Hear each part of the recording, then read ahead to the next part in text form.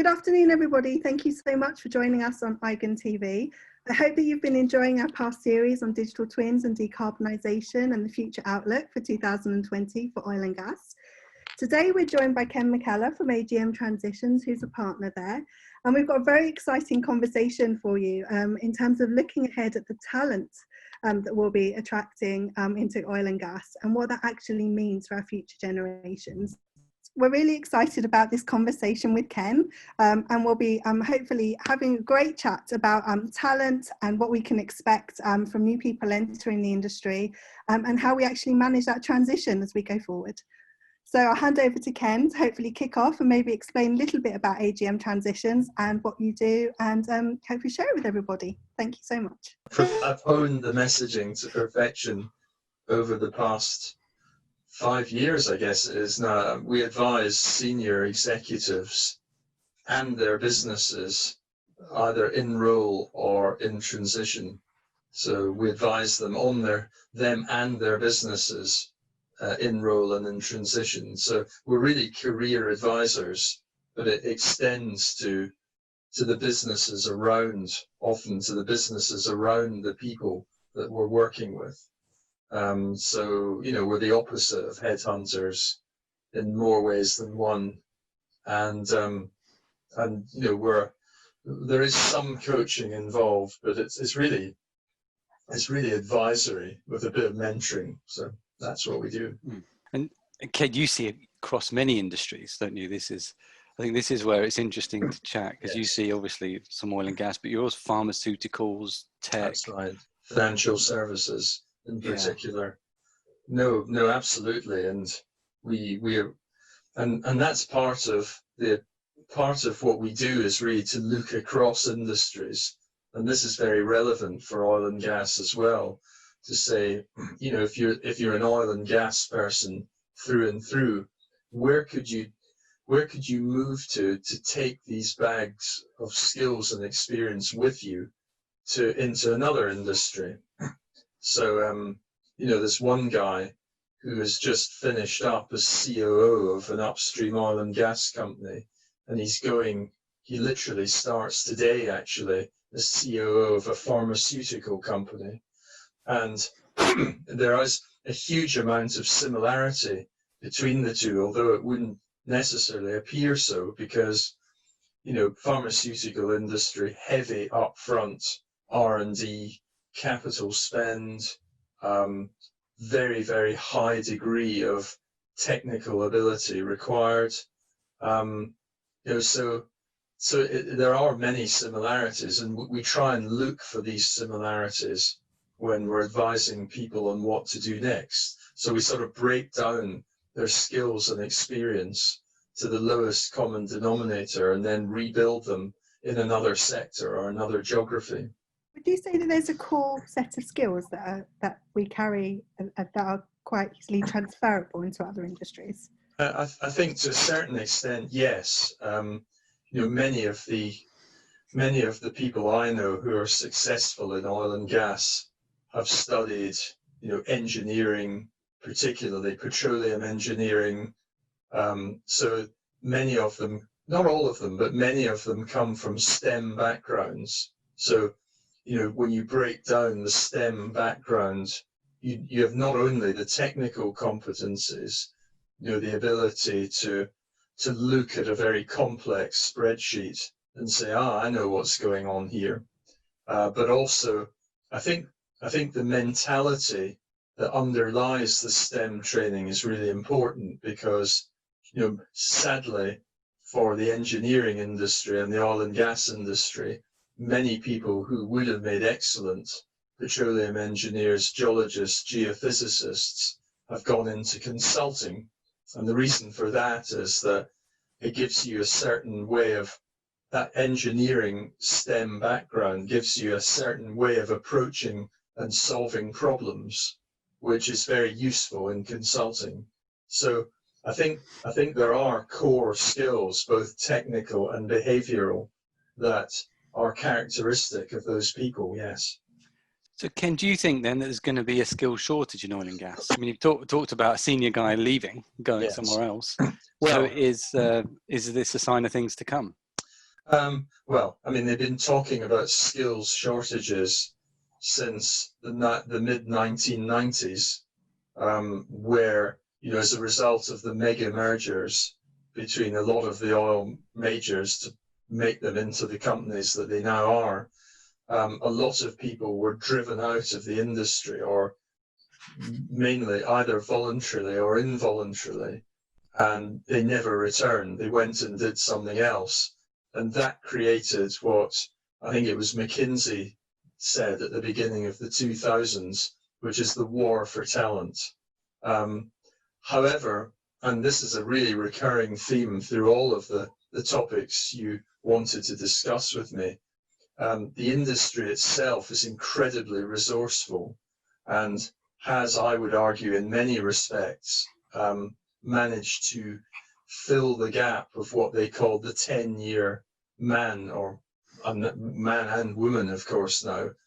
And they've managed to do it in a number of ways, by getting people who are due for retirement to not retire.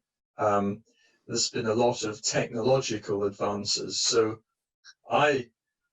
this has always been a theme on whether there's a skill shortage, and my response would say, actually, where there's a will, there's a way. If you can reconfigure the type of skills that you're going to need, maybe there isn't going to be such a shortage. Do you think oil and gas can compete then with the other industries, like particularly I'm thinking the tech industry around fintech, because we're obviously around London, but also just tech platforms like Google, Facebook? I think the challenge there, Murray, is really one of image. Oil and gas has been incredibly poor as an industry in managing its image and reputation. And that's incredibly important when you've got people coming out of university with a very different set of values and a very different outlook in the world, saying, well, shall I choose Google or ExxonMobil? Now, you know, all of my daughter's friends, I have 3 grown-up daughters, would say, you know, no way. You know, ExxonMobil, which is, in my opinion, one of the best oil and gas companies in the world, and for a whole range of reasons, would just not be attractive to these people because of the image that the industry generally portrays. It's not an attractive place to tell your friends that you're moving to. So I think it's more of an image problem. Do you think it's solvable then? Is this what you're talking about, the industry reconfiguring itself? I do think it's solvable. I mean, I think it's very interesting that, you know, when BP rebranded themselves Beyond Petroleum, for example, it was almost too soon for them to do that. But I truly believe now that the way the oil majors are rebranding themselves, you know, by necessity as much as anything else, could well be attractive. And what I mean by that is that, you know, there's a huge push using the vast pools of technological expertise and intellectual property that they've developed over the years to go into renewable energy in its broadest sense, into energy efficiency, really as much tackling, you know, how do we address the demand rather than the supply for energy. And, you know, we know several people who have started startups in the US and elsewhere, which focus on the cutting edge of energy efficiency, you know, using blockchain solutions to really work out ways of distributing energy. And those sorts of exciting developments are ways in which the industry can reinvent itself for a population that is very attracted by those destinations. You're saying actually reframing it from oil production to energy production, which we're already seeing companies do with name changes and the likes, actually is a really important step then. It is. Because we're always going to need energy, and I guess that's kind of interesting. It's interesting Yes. to be part of that, and that need will never go away. And if you can be part of a sort of a decarbonised energy solution, Exactly. Yeah, I can see that would be attractive. And actually is actually being part of the solution rather than just the problem. They're saying, not only do we produce energy, we can actually do a lot to optimize demand so that we're not wasting energy. And actually those two objectives seem to clash, but they don't, because there's a really interesting development coming now, which is being a good corporate citizen. I'm looking, never mind beyond petroleum, but beyond profit, in order to be a good corporate citizen for people as a whole, which means that not only will I produce energy responsibly, I'll also help manage the demand for it responsibly. Okay, so that paints quite a positive outlook. And we joked in one of the previous videos that oil and gas was the new asbestos. It's sort of going out of fashion. But actually, what you're saying is the reframing of it to energy production. And so maybe in the short term, that depends on oil. But actually, you need that to keep going in order to make a transition. I guess if you just turn off the taps tomorrow, we just end in chaos. But so what would I was going to say, what would your advice be to a graduate? But maybe it doesn't need to be just to graduates. Maybe what I think I'll just reframe the question actually as more, what do you think will be the exciting careers that will be available then for the next sort of 20 to 40 years? Because there's actually on the site worldometers.info where you can track the current coronavirus outbreak, among other things. One of the statistics they have is number of days of oil left. And it's currently at 15,000 and something, which equates to 40 odd years. So there's 40 years is about a career. If you go from, if you graduate university, early mid-20s, 40 years on your early 60s. So that means there's at least another career's worth of work left in oil. So yeah, what do you think the interesting roles will be then in oil and gas / energy production? Yes, I think, advising someone early in career, I think there's an inward looking and an outward looking piece. The inward looking piece is to really say, what skills and experience do I really have? And build them, get them down, as I was saying earlier, to the lowest common denominator. And what do I enjoy doing and what am I good at? Where have my previous successes been? So really asking yourself a whole load of those kind of introspective questions, which will very much inform, where you want to go. So that's the internal piece. The external piece is to then say, well, given what I'm good at, what I want to do, what I enjoy doing, where my successes have been, let me look across the landscape of the industry at the moment and in the next 5 years, in the next 10 years, and see what's available. Now, I may decide actually what I really want to do is to ensure that for the North Sea is decommissioned so that to a point where it's so clean it was as if the North Sea had never been there in the first place. Now, that could be very appealing to a recent graduate who wants to get involved in that kind of work, not only because it's difficult and interesting, but it also fulfills a higher sense of purpose.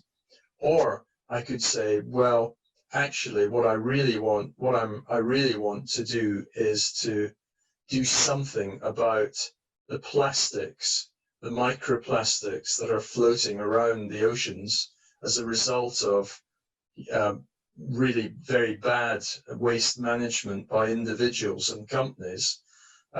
If, for example, that person is currently using geographic information systems within an oil company or remote sensing or those types of technology, I could easily see myself working for an oil and gas company in transition that is dedicating a lot of its efforts to cleaning the world up. So it's very much a question for the individual, at any rate, of looking inwardly as to what his or her skills, experience, successes are, and then looking to see what the opportunities out there. And I believe that in the next 10 years, a lot of the oil and gas companies that we currently know will become very disaggregated in terms of their activities. And I think as a result of that disaggregation, it'll be harder and harder for them to remain as single conglomerates. And that, of course, gives a fantastic opportunity for people early in their career who are currently in the industry to look at distinct opportunities that appeal to what they want to do. That is a really interesting point. You've raised some stuff that I hadn't really thought of. I was thinking we'd be talking more about, oh, it's going to be remote working, digital tech, which is kind of some major themes, but they always are. But actually what you're highlighting is the decommissioning thing, which of course is massive. It's a huge challenge that the industry's got to get to grips with, and it's already starting, because you saw was it the Alpha shells? Brent Alpha was taken off by Allseas recently. So, and that's pretty interesting work, because the projects to plan these, to completely strip the platforms clean, flush them, and leave no trace, basically, is complicated. And I remember one of the thrills really of working in this industry is being in the yards and just seeing the scale of these operations. Absolutely. The size of the stuff. You know, I remember taking one of our developers onto a rig in construction and showing them what this valve really looked like. So where they were just seeing an on-off signal, it's a 1 or a 0, and that's what their code was dealing with. This thing was 6 feet high, and when it shut, when it changed from a 1 to a 0 or something, you know, the whole platform shook. It was a slam shut valve, and this thing, forget 32 tons or something. Yes. It's monstrous, and that was an eye opener for them. So to be able to get around sort of engineering of that scale. And I think what you've put your finger on, Murray, the real excitement of the industry that I feel has been lost. When I first went offshore in 1983 with Total from Aberdeen, it was incredibly exciting. You know, I had my helicopter ditch training, I had all of that sort of stuff, and I never forget when we first approached the platform that I was seconded to, the sheer scale of it, the fact that it was right in the middle of an ocean with nothing in it, and then, you know, sleeping overnight in the accommodation rig. You think you're in a hotel, but it sort of starts swaying gently, and then when you look out the window, instead of seeing a building across the street, you see nothing. Is that sense of excitement that I think needs to be recreated within the industry to draw people back into whatever it might become. Yeah, I think that's a great point. And also just the ability of the industry to deal with these big projects, because this is engineering on a really big scale, and there's not many other industries that can do that, I don't think. Construction does to some extent, but this is, I mean, you're talking about, I remember seeing a platform float out. I mean, this is 26,000 tons, 30,000 tons. And then, a barge just comes in, and then they deballast it, and it floats up and lifts this platform, and it just sails off. And these things, you know, the confidence in the engineering to go ahead with this, I think, is fantastic. So when it comes to some of the other challenges like CO2 sequestration, injecting acid gas, that's a complex beast. The skills to do that exist in the oil and gas industry. Of course they do. It's really only in the process and oil and gas industries that you'll get those skills, and that would be a fascinating career actually for someone. And anything, you know, you're quite right. And there's so many areas of skills that are world class in oil and gas. For example, you know, everyone goes on about, you know, Piper Alpha or Deepwater Horizon or Texas City, but it is an incredibly safe industry with safety norms which are the envy of many other industries in the world. So, you know, the whole safety culture, that could easily, as an example on its own, be transported into another industry. Yeah, I think that's definitely true. So actually the outlook's really quite positive. I believe it is. I've I've always been a fan. I've seen $9 oil in 1999 when I had to do a study for Scottish Financial Enterprise on how are we going to survive a low oil price environment. I've seen it up at $130 a barrel briefly, but the industry has kept going because it has this remarkable ability through its people to regenerate and reinvent itself. I think that's right, and I guess that is that indicative of an industry where there's genuine demand. I guess because there is such demand, the price will just keep going up until it's fulfilled. Mm-hmm. It's not going away. This isn't like a luxury good. This is something that if the demand drops slightly, the price just rockets, and so there will be the draw. The salaries will be there or whatever then to draw the talent in. Indeed. So it's really encouraging to hear that, and actually to start reframing things a bit, because I certainly feel over the last few years there's been a downturn after downturn, and we've got all obviously the global warming and the CO2 issue, and the oil industry's had a bad rep because it's often, the pictures are of oil slicks, the Macondo incident and stuff. It's just bad press, but the reality is that the oil industry it supplies consumers, and they're the ones that burn the oil and create the CO2. So we're all kind of in it. We're all responsible. And as Sheikh Yamani once said, the Stone Age didn't end because they ran out of stone. That's exactly it. They just found something better. Yeah, exactly. That's right. Exactly. So as soon as we find unobtainium, we'll be off. Exactly. That's right. Or at least we'll be able to make Captain America's shield for real. That's right. And if you talk about sexy versus unsexy, why is NASA sexy, but going as far down, but deep water drilling isn't, for example. I think it just needs to get its mojo back and recapture the excitement, the variety, the possibilities of an industry as it reconfigures itself for the next 50 years. Yeah, that's absolutely fantastic to hear. And I think anyone who's listening to this will be really encouraged at the opportunity. And so it should be. Mm-hmm. Yeah, I think you're absolutely right. And so I certainly look forward to the remaining years I've got in it. Funnily enough, I was actually in that gap, that 10-year gap. Yes. I think I started in 2000 or 1999, and that was obviously a bit of a downturn, and there was not many hiring. So I've come up in this sort of gap, and I'm interested to see, because I think if you go on the continent, especially in the Scandinavian countries, there's a lot more young people in the industry, and it feels like we're just a little bit behind. And you kind of hinted at it there, that one of the ways we've solved it is to just stop people retiring, but that only gets you so far. It does. That's true. We all have to stop working at some stage. You just start doing something else. Exactly. Stop doing your day job. But it's really exciting times in, actually. No, I'm very excited, and I've loved the industry for a long time, and the way it has reinvented itself. I mean, when I started in the industry, LNG wasn't really commercial at all.